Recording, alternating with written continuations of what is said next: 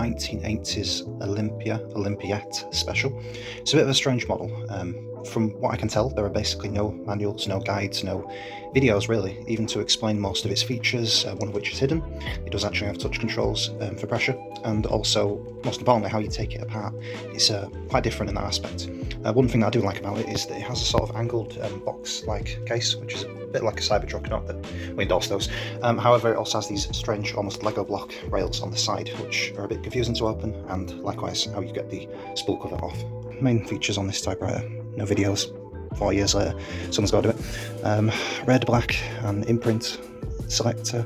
Unfortunately, this is one of those where it's a single-sided ribbon holder, which I'm not too fond of. Sometimes they only print half the letters.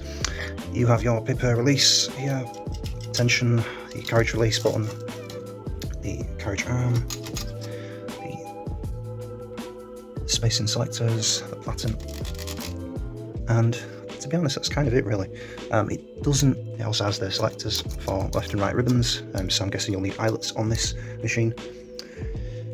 Basically, it's a machine designed to be affordable and simple, and it should do for this young person, and I hope they enjoy it once they get the ribbons. So usually with typewriter boxes, there's just 4 screws underneath. This one, however, has these has this nut and bolt situation. This isn't actually able to take the entire thing off, but it does hold the main assembly into the bottom casing. So yeah, but the main thing to remember is the nut goes on the inside of the case and the screw is on the outside. This is what it's like on one side, where you want to put it behind this little plastic nib here, and then the screw hole, then the bolt hole is there. You want to go from the other side and not on this side. This one has, on the right, it has a strange kind of guide that it slides into, and the reason for that is you're supposed to slide the entire unit into the bottom casing from the front. In fact, there's a hollow section on the front side of the spacebar, and that is what slides into the stoppers. This is what I mean by it being a bit strange. So you want to angle the carriage upwards a bit like that, and scoop it into the front of the frame until the spacebar is underneath those locks. Down a bit, and then forwards to get that locked in there. And as always, double check it works. One thing I've noticed about this part is that it's very fiddly, and obviously you don't want to be losing any nuts or screws inside the machine. It might be useful to have, say, a magnetic reach arm pen. But before I go any further, I just want to mention this strange part here. For the life of me, I cannot figure out where this metal piece goes, and it's really confusing. It's really starting to annoy me, but as far as I'm aware, it doesn't seem to affect the function of the typewriter, but maybe it is important, hard to say. I can't find any manuals, there's no guides, and I thought it was the spacebar, it wasn't, but so yeah, do keep an eye on where that goes when you take it out, because maybe you can give me an answer to this. Moving on to these Jenga block side panels, which are, to be honest, very much like Lego. This has a push, this has like a toggle wheel for changing inks, which is different to the usual switch mechanism on most of these typewriters. I think that's why it's an 80s and not 70s model. Anyhow, so it's got this bar here, which makes it work. And there's a loop down here that goes into. And you want to straighten this bar up, go into, yeah, and then rotate down into the base casing, and it should just click into place. Right, so the trick to actually getting this in, as I've just found out, there's a groove here, and there is a carved out groove section on the front of these Lego block panels. So it goes in from the front and then just pushes down and clicks in.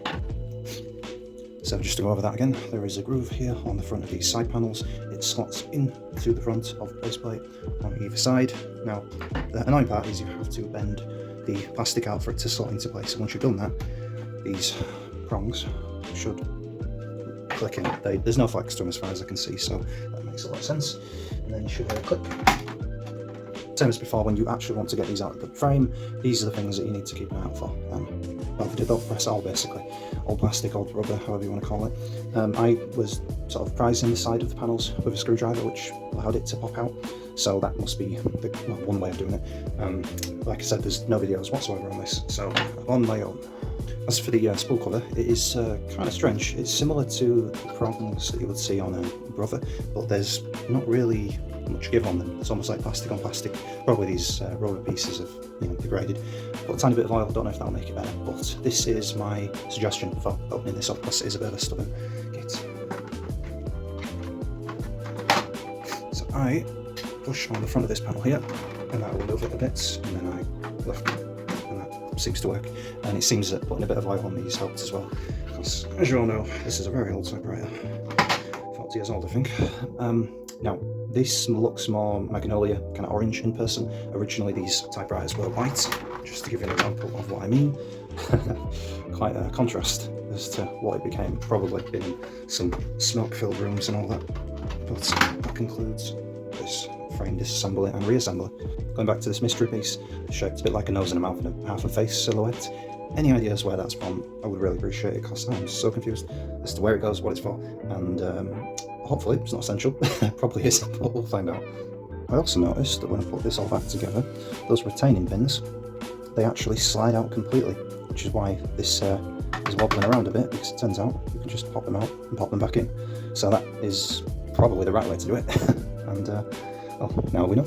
I found popping these pins back out with this flathead screwdriver seemed to work.